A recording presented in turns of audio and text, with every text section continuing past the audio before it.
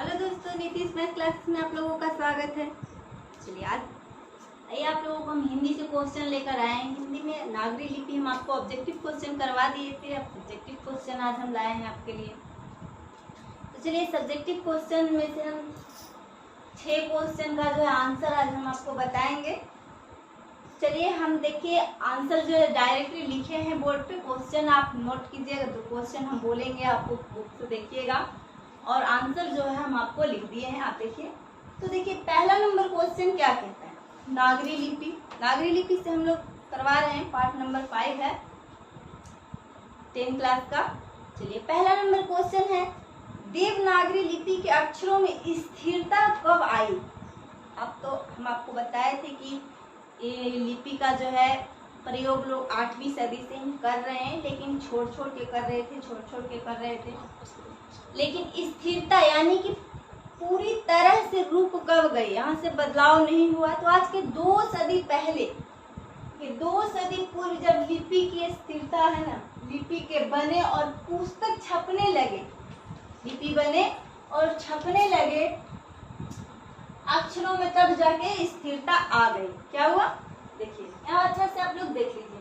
2 सदी पूर्व जब इस लिपि के टाइप बने, देखिए हमने टाइप लिखना छोड़ दिया है, इसलिए यहाँ देखिए थोड़ा सा टाइप यहाँ लिखाएगा। जब लिपि के टाइप बने और पुस्तक छपने लगे, तब इसके अक्षरों में है जो स्थिरता आ गई।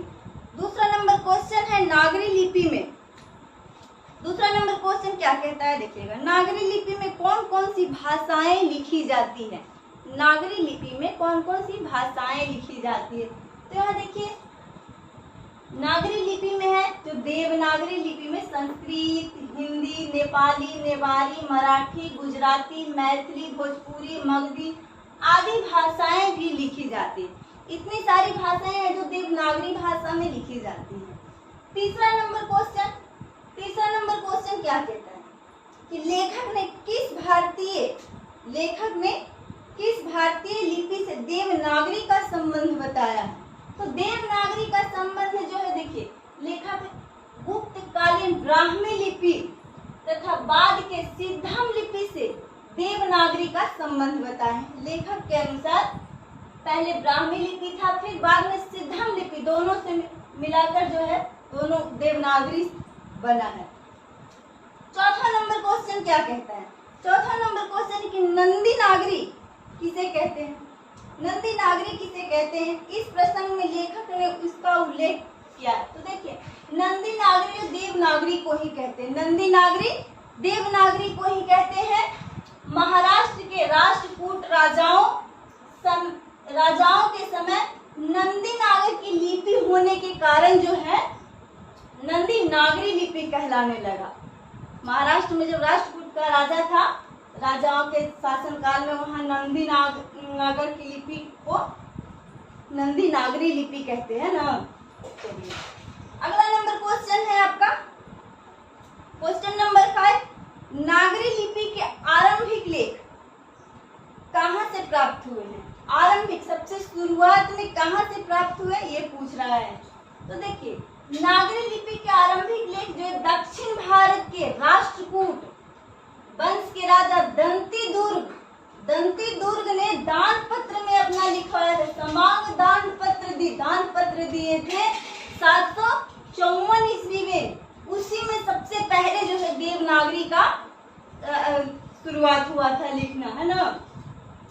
नागरी लिपि उसी में सबसे पहले लिखाया था। उसके बाद छठा नंबर क्वेश्चन है। छठा नंबर क्वेश्चन क्या कहता है, ब्राह्मी लिपि और सिद्धम लिपि की तुलना में नागरी लिपि की मुख्य पहचान क्या है। ब्राह्मी लिपि और सिद्धम लिपि की तुलना में नागरी लिपि की पहचान क्या है।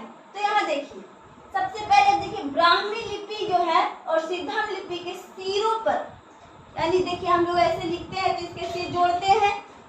तो ब्राह्मी लिपि और सिद्धम लिपि में जो त्रिकोण होता है और एक में छोटा सा लाइन होता है। लेकिन जब हम लोग देवनागरी लिपि लिखते हैं तो जितना बड़ा अक्षर है हम लोगों का पूरा शब्द को पूरा घेरते हैं एक ही लाइन से। ये देखिए ऐसे तो यही अंतर होता है लिपियों में। इसी से पता चलता है हम लोगों को लाइन से कि कौन सी लिपि है। ठीक है, चलिए, तो उसी लकीरों के जो है लकीरों से हम लोग पता लगाते हैं कि कौन सी लिपि है, और यही अंतर भी होता है। तो चलिए 6 क्वेश्चन का है जो आंसर हमने आपको दे दिया है, और बाकी के बचे हुए क्वेश्चन का आंसर जो हम आपको नेक्स्ट वीडियो में देंगे। तब तक के लिए धन्यवाद, थैंक यू।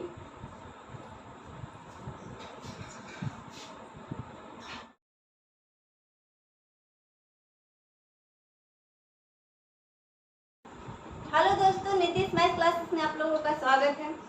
चलिए आइए हम आप लोगों को आज हिंदी का सब्जेक्ट लेकर आए हैं। हिंदी में आपको जो नागरी लिपि पार्ट से क्वेश्चन आंसर हम आपको 6 करवा दिए थे। 7 नंबर से आज हम आपको आंसर देंगे। तो 7 नंबर क्वेश्चन से आप देखिएगा, नागरी लिपि पार्ट है आपका, जिसका आंसर हमने आपको दिया देंगे। ठीक है, तो देखते हैं हम लोग क्वेश्चन नंबर 7 क्या कहता है। क्वेश्चन नंबर देखिए दोस्तों, क्वेश्चन नंबर 7 कहता है कि उत्तर भारत में किन शासकों के प्राचीन नागरी लेख प्राप्त होते हैं। तो उत्तर भारत के कहते हैं कि उत्तर भारत के प्राचीन नागरी लेख।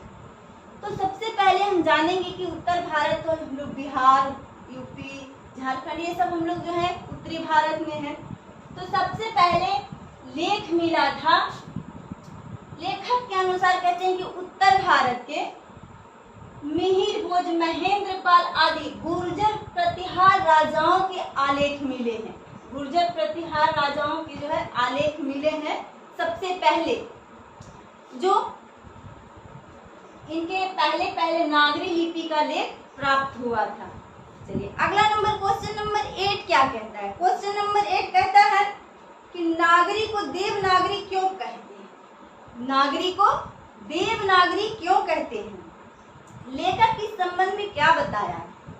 तो देखिए, देवनागरी कहने का भी इसका तो कोई सबूत है नहीं बाबू, लेकिन लेखक कहते हैं इसके 2-3 बहुत सारे वर्णन बताए हैं। तो पहले तो वो कहते हैं क्या कि गुजरात के नागर ब्राह्मणों के द्वारा जो है इस लिपि को लिखा गया, इसलिए नागरी लिपि बना। फिर कहते हैं कि काशी देवनगरी है, वहाँ लिखा जाता है, वहाँ उपयोग हुआ, इसलिए नागरी लिपि पड़ा। फिर उन्होंने पटना के बारे में भी कहा है कि पटना में यहाँ चंद्रगुप्त द्वितीय का नाम देव था और पटना को महानगर कहा जाता था, इसलिए भी नागरी लिपि नाम पड़ा है, तो इसको देवनागरी कहते हैं। तो ये सब जो है लेखक के अनुसार है, हम भी यहाँ लिखे हैं। देखिए आप, कहते हैं कि लेखक के अनुसार गुजरात के नागर ब्राह्मणों ने पहले इस्तेमाल किया। फिर देवों के नगरी है काशी, वहाँ भी इस लिपि का उपयोग होता था, इसलिए भी इस लिपि का नाम जो है देवनागरी पड़ा। चलिए क्वेश्चन नंबर 9 क्या कहता है। नागरी की उत्पत्ति के संबंध में लेखक का क्या कहना है। तो देखिए, नागरी की उत्पत्ति में लेखक का क्या कहना है। पटना से पूछ रहे हैं कि पटना से नागरी का क्या संबंध है। तो अभी हमने आपको बताया कि पटना में विक्रमादित्य नाम का जो राजा थे, उनका नाम था देव। व्यक्तिगत देखिए, किसी का भी जो होता है 2 नाम होता है, तो उनका व्यक्तिगत नाम था यानी बोलने वाला नाम था देव, और पटना को महानगर कहा जाता था, इसलिए उसका नाम देवनगर नागरी रख दिया गया। लेकिन देखिए, यहाँ हमने भी वही लिखा है कि पटना को कभी नगर कहा जाता था, पटना से ही इस लिपि की उत्पत्ति होने के कारण है जो लिपि का नाम देवनागरी पड़ा। ठीक है, हम लोग छोटा शॉर्ट में लिख कर लाए हैं ताकि आपको जो है कोई आपत्ति ना हो याद करने में, और इसको एकदम 2 नंबर तो लिखना ही मिलना ही है ना। उसके बाद है 10वां नंबर क्वेश्चन। क्वेश्चन नंबर 10 देखिएगा, नागरी लिपि कब एक सर्वदेशीय थी। सर्वदेशीय का मतलब समझते, पूरे देश में, कब पूरे देश में थी। तो लेखक के अनुसार जो है 8वीं सदी से लेकर 11वीं सदी तक जो सर्वदेशीय थी। कब थी? 8वीं सदी से 11वीं सदी तक सर्वदेशीय लिपि थी नागरी लिपि, क्योंकि बहुत सारे विदेशी व्यापारी लोग आए थे, वो सब ने लिखा है, कुछ सिक्के भी मिले हैं, उन सब में लिखा हुआ था नागरी लिपि में। ठीक है, तो आप आसानी से इसको याद कर सकते हैं कि 8वीं से लेकर 11वीं सदी के बीच जो है नागरी लिपि सर्वदेशीय थी। क्या थी? सर्वदेशीय थी। चलिए क्वेश्चन नंबर 11। क्वेश्चन नंबर 11 क्या कहता है? नागरी लिपि के साथ साथ किसका जन्म होता है? नागरी लिपि के साथ साथ किसका जन्म होता है? इस संबंध में लेखक क्या जानकारी देते हैं? तो देखिए, नागरी लिपि के साथ साथ हमारे भारत की संस्कृति है, इतिहास है, ये सब का जन्म होता है। क्या होता है? नागरी लिपि के साथ साथ एक नया युग का, देखिए नागरी लिपि के साथ साथ नया युग, भारतीय संस्कृति, इतिहास और उनके प्रादेशिक भाषाएं भी जन्म लेती है। इस संबंध में लेखक कहते हैं कि 8वीं-9वीं सदी का हिंदी साहित्य उनको प्राप्त हुआ है। उसके बाद उसी सदी का मराठी, गुजराती, बंगाली, इन सभी भाषाओं में जो कुछ कुछ आलेख उनको मिले हैं। तो हेलो दोस्तों, नीतीश मैथ क्लासेस में आप लोगों का स्वागत है। बाकी का बचा हुआ देखिए 2 क्वेश्चन हम आपके लिए ले आए हैं। इसके बाद जो है व्याकरण हम आपको बताएंगे। तो देखिए पहले बचा हुआ 2 question. Question number 12। Question number 12 कहते हैं कि गुर्जर प्रतिहार कौन है? गुर्जर प्रतिहार सबसे पहले देखिए कि विदेशी थे, भारत के तो थे ही नहीं। गुर्जर प्रतिहार वंश जो था वो विदेशी था, भारत के नहीं था। वो भारत में कहीं से आकर बस गए और जब बसे वो तो कहाँ आकर बसे? 8वीं सदी में वो आए थे और पूर्वार्ध में आकर बसे। कनौज पर अधिकार किए वो, कनौज पर अधिकार किए। उसके बाद इनके प्रसिद्ध राजा जो हुए मिहिर भोज और महेंद्र पाल, 2 इसके राजा हुए जो महान राजा में गिने जाते हैं, जिनका लेखक ने भी जिक्र किया है। ये गुर्जर प्रतिहार वंश का हो गया। अगला नंबर क्वेश्चन है आपका क्वेश्चन नंबर 13 है कि सदियों के अनुसार जो लेख मिला है उसको लिखना है कि नागरी लिपि का जब से आविष्कार हुआ था उस समय से सदी 8वीं सदी से 15वीं 14वीं 15वीं सदी तक के जो भी लेख नागरी लिपि में मिला है उसका उल्लेख लेखक ने मांगे हैं। चलिए क्वेश्चन तो देखिएगा, यहाँ कहते हैं कि 8वीं सदी में राजा दंती दुर्ग का जो दान पत्र आया था समागम, वो मिला है नागरी लिपि में लिखा हुआ। उसके बाद 9वीं सदी में है गणित सार संग्रह और ग्वालियर प्रस्ती जो संस्कृत में लिखा है, ये भी नागरी लिपि में ही लिखा है। उसके बाद है 10वीं सदी में दोहा कोश है। 11वीं सदी में केसी देव राजा का शिलालेख है। फिर परमार वंश का दान पत्र है। महमूद गजनी का सिक्का, इस नागरी लिपि में मिलता है लिखा हुआ। इससे पता चलता है कि 10वीं सदी में भी नागरी लिपि था, 11वीं सदी में भी नागरी लिपि था। उसके बाद आता है 12वीं सदी में भी एक सिक्का मिला है जिसमें वीर के रस से लिखा हुआ था नागरी लिपि में। तो 12वीं सदी का भी सिक्का है। उसके बाद 13वीं सदी में देवगिरी राजा का ताम्रपत्र मिला है जिसमें नागरी लिपि में लिखा हुआ था। फिर 14वीं और 15वीं सदी में भी सिक्का और लेख मिला है लिखा हुआ। तो ये सब है नागरी लिपि में लिखा हुआ। चलिए अब हम व्याकरण आपको बताते हैं, व्याकरण में जुड़िए।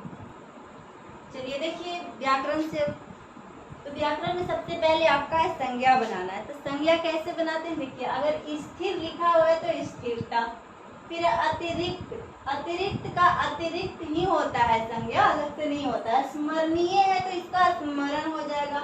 दक्षिणी तो दक्षिण। उसके बाद आसान तो आसानी। फिर है पराक्रम, पराक्रमी। युगीन का युग हो जाएगा। ये संज्ञा हम लोग बना दिए, ठीक है। अब देखिए समास विग्रह करने के लिए बोला है, तो समास कैसे विग्रह? तमिल मलयाले एक साथ है तो इसको अलग अलग करना होता है। जैसे मिल और मलयाले को जोड़ के तमिल मलयाले बना। फिर राम सिया, तो ये एक ही में है, इसको अलग अलग हुआ राम और सिया। यहाँ देखिए विद्यानुराग, तो विद्या में जिसको अनुराग हो विद्यानुराग होता है। फिर सिरो रेखा, सिर पर रेखा, तो सिर पर जिसका रेखा होता है उसे हम सिर रेखा कहते हैं। उसे हस्तलिपि, हाथ की लिपि हस्तलिपि कहलाती है। फिर है दोहा कोश, तो दोहा की कोश यानी भंडार जिसको भी कहते हैं। फिर है पहले पहल, सबसे पहल, जो सबसे पहल हुआ वो पहले पहल कहते हैं। उसके बाद आता है आपका पर्यायवाची शब्द। तो पर्यायवाची शब्द में देखिए मत, मत का मतलब नहीं होता है। फिर है सर्वदेशी, यानी सर्वदेशीय या सर्वदेशी भी कहते हैं। फिर है अनुकरण, अनुकरण का मतलब होता है नकल करना या अनुपालन करना। फिर आता है आपका व्यवहार, व्यवहार का मतलब आचरण, या फिर हम किसी के साथ भी जो व्यवहार करते हैं उसको कहते हैं, तो उसका आचरण कहते हैं। फिर है शासक, शासक को राजा भी कहते हैं। ये पर्यायवाची शब्द हो गया आपका। अब आता है अर्थ, जो आपको अर्थ बताना है। तो देखिए अर्थ में आते हैं, एक दो शब्द दिया हुआ है जिसका अर्थ बताना है। तो यहाँ देखिए प्रत्न, प्रत्न का मतलब प्राचीन या पुराना भी होता है। उसके बाद इसी में दिया हुआ है प्रयत्न, तो प्रयत्न का मतलब परिश्रम होता है या परिश्रम करना होता है या मेहनत भी होता है। फिर आपका लिपि, तो लिपि होता है लिखावट है एक तरह का। लिपि क्या है? लिखावट है। और लिप्त, तो लिप्त का मतलब जुड़ाव होता है, लगाव होता है। फिर है नागरी, तो नागरी का मतलब एक प्रकार की लिपि है। नागरी का मतलब एक प्रकार का लिपि है। और नागरिक, तो नागरिक जो नगर में रहता है उसे हम नागरिक कहते हैं। फिर है पट, तो पट का मतलब होता है वस्त्र, पट का मतलब वस्त्र होता है। उसका पटट, एक पटट होता है जिसे उल्टा पुल्टा या पर्दा कहते हैं, है ना। तो चलिए ये आपका जो है पूरा खत्म हो गया है। समास भी पूरा हमने व्याकरण से भी बता दिया। चलिए तो ये चैप्टर समाप्त हो गया।